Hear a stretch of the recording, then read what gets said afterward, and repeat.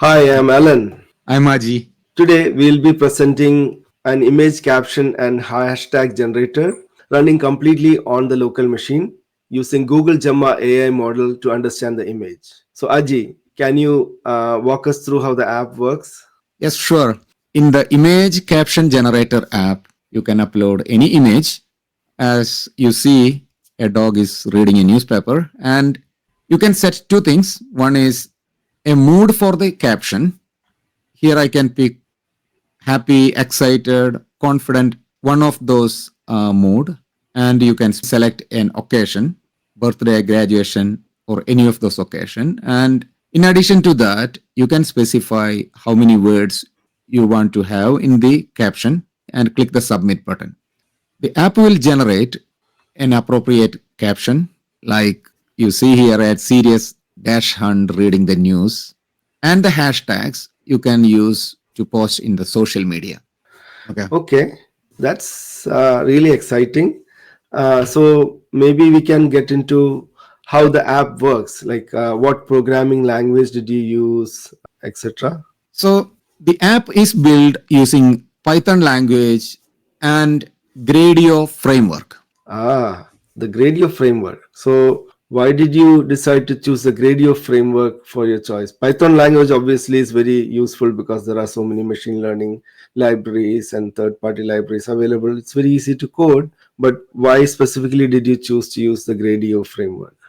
That's a good question. Gradio is one of the easiest framework to build web UI on top of the machine learning model. So it's very easy and helpful to make a rapid prototyping. Meaning I did not use any JavaScript or CSS code to build this app. Very good. So we'll see that in the code walkthrough also. But for now, I have another question for you, Aji. What is the intelligence behind this? Like, where does the intelligence of this come from? As you said before, we are using Google Gemma model. Yeah. And Gemma 3 is one of the latest model from Google. Hmm. Why did you choose to use the Gemma 3 4B model? Google released Gemma in different sizes, like it's 1 billion parameter, 4 billion parameter, and the higher models. I choose 4 billion because I can run that on my laptop. Okay. And also, I believe that 4 billion and higher can process the text and image inputs. In this case, we are using an image input. So I believe that's one of the other reasons why we chose 4B, right? Am I correct? Yes, that is exactly right, Alan. And Gemma is a very lightweight model and it's an open model, meaning anybody can download it and run on your computer. So we are said that this we are running this locally. So how do you run a model locally? Can you explain that a little bit more? What did you use for that? So I'm using Olama to run this model locally on my computer. You are the one introduced Olama to me. Olama is a framework that allows you to run any machine learning models on your local computer. That's how I hosted the Gemma model on my laptop. Right, right. And it has the APIs to interact. So you can call it from Python interactively. You can either host it from on the same machine or a different machine and interact with it remotely. Very good. So I think it is time for us to look under the hoods and do a little bit of code walkthrough so that people can see how this was done. I think I missed one important point to mention. Gemma 3 is a multi-model, meaning you can send text and image to the model so it can understand and respond based on both of these inputs. Like it can understand what is in the image and what is in the text and can generate an output based on that. Okay. So let's go through the code and you can see all the libraries I imported into the code. The first one is, of course, the Gradio library. And next is the Python image library. Why do you use the Python image library for? What is that used for? Python image library is required because the user uploads the image. So we need to read and convert that into an image stream. So basically, you're converting to base 64 so that you can send it to Gemma. That's right. Because Gemma needs you to send the image in the base64 format. And Mhm. that's the reason I imported the base64 library. Okay, good. And we talked about Gradio and Olama also.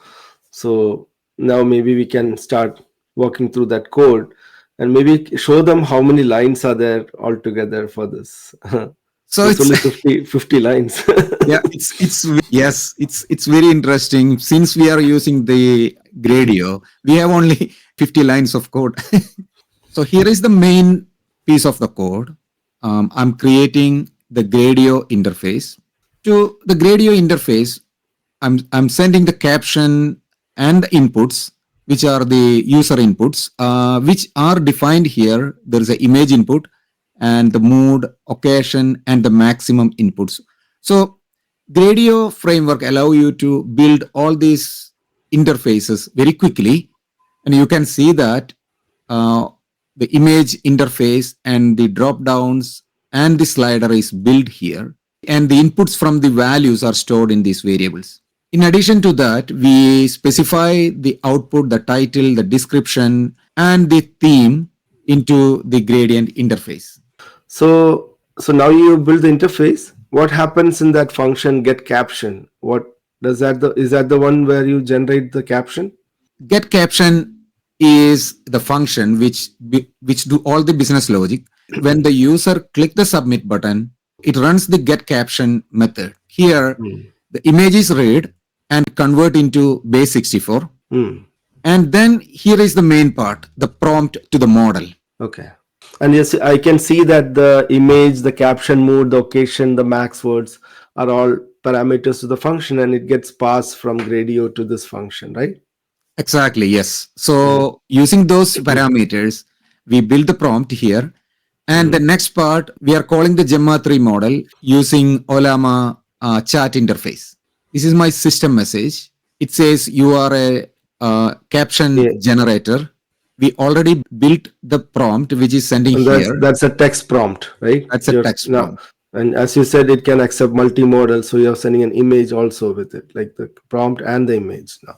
That is right. So image is a separate tag. You need to explicitly specify image in the chat API calls. Hmm. And that's it. And yes, that's it. And I'm handling the exception. And the response from the model is read from the message content key.